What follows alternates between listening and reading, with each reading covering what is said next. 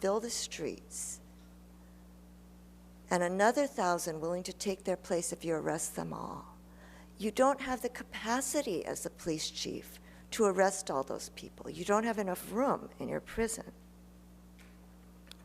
When it became clear that this was what was going to happen in Houston until the workers got a contract, the mayor went on television together with the leaders of the strike and announced happily that the strike was settled, there was going to be a contract, and this was going to be a good thing for the city.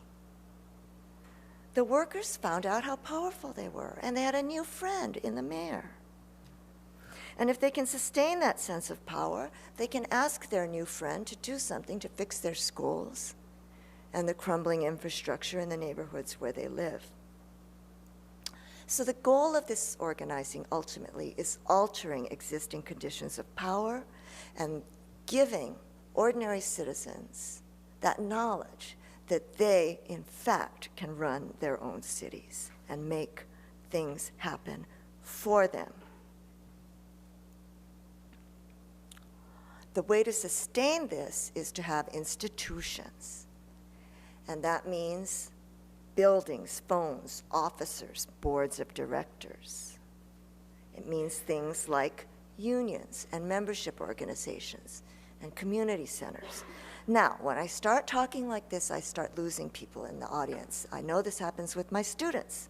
Union, that means bloated, old school, good old boy, bureaucratic, slow-moving, entrenched, dinosaur-like entities.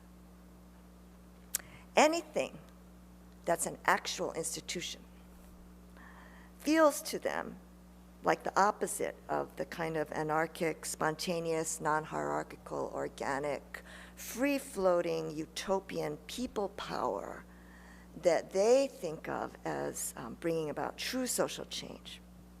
Okay, institutions risk all the negatives of institutions, but they are also a means of consolidating power and creating a platform from which you go to the next level. And successful movements require infrastructure.